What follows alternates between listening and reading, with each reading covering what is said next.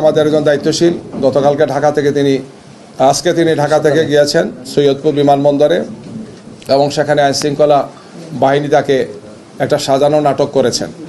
তিনি তার বক্তব্য স্পষ্ট করেছেন যে আমার ব্যবসায়ের জন্য আমি আসা যাওয়া করি, ব্যাংক বন্ধ, আমাকে কিছু লেনদেন করতে হয়, এই জন্য তার সাথে কিছু নগদ টাকা ছিল, যেটি খুবই স্বাভাবিক। একজন মানুষ ব্যবসা করতে পারেন, তার পরিবারের প্রয়োজনে বা অন্য প্রয়োজনে তিনি এটা ক্যারি করতে পারেন।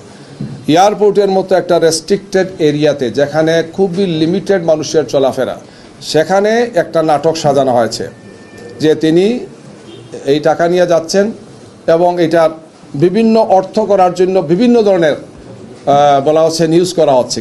ইতিমধ্যে তিনি একজন বয়স্ক লোক, একজন দায়িত্বশীল ব্যক্তি আমাদের, তিনি অসুস্থ হয়ে পড়েছেন মেন্টালি এই টর্চারের কারণে। তিনি এই মুহূর্তে হাসপাতালে আছেন, রংপুর হাসপাতালে তাকে নেওয়া হচ্ছে। আমরা খুবই দৃঢ়তার সাথে বলতে চাই, বাংলাদেশ জামাত ইসলামী তার নীতি নির্ধারণ, তার কর্মপন্থা, তার কর্মসূচি এবং তার সাংগঠনিক কার্যক্রম পরিচালনা সবসময় স্বচ্ছতা এবং জবাবদিহিতার সাথে আমরা ভূমিকা পালন করে থাকি। জামাত ইসলামী নেতৃবৃন্দকে, জামাত ইসলামীকে বিতর্কিত করার জন্য এই ধরনের অপপ্রয়াস অতীতে হয়েছে। গত 28 তারিখ আমিরে জামাত যখন কুষ্টিয়া থেকে সফর আরম্ভ করেন, আপনারা খেয়াল করেছেন, তখন মেহেরপুর জেলা আমিরের গাড়িতে অস্ত্র পাওয়া গিয়েছে এই মর্মে একটা নিউজ দেওয়া হলো।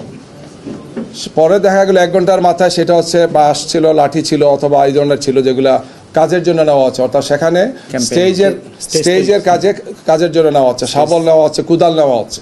1 ঘন্টার মধ্যে পরবর্তীতে তার গাড়ি দেখা গেল তিনিও গাড়িতে নেই, তার নির্বাচনী কাজে ব্যবহৃত গাড়িতে এই জিনিসগুলো ছিল, কিন্তু বলা হলো যে অস্ত্র তিনি বহন করছেন।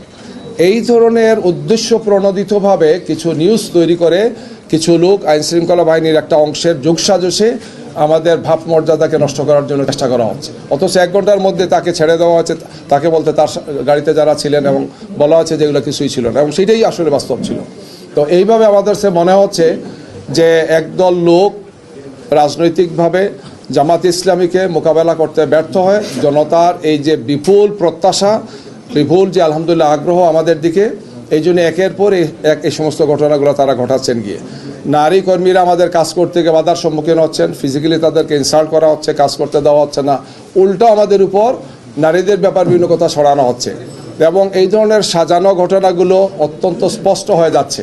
একটা ঘটনা ঘটে, এক জায়গা থেকে তারা প্রেস ব্রিফিং করেন, তারপরে গিয়ে তারা আবার নির্বাচন কমিশনে হাজির হন, এগুলো নিয়ে তারা অভিযোগ করেন। মানে এটা রিলেটেড, একটার সাথে একটা রিলেটেড, অর্থাৎ এই ধরনের একটা ঘটনা সাজানো হবে, তাৎক্ষণিকভাবে সেটা ব্রিফিং হবে, তারপর সেটা ইসিতে যাবেন অথবা একটা কর্মসূচি দেবেন।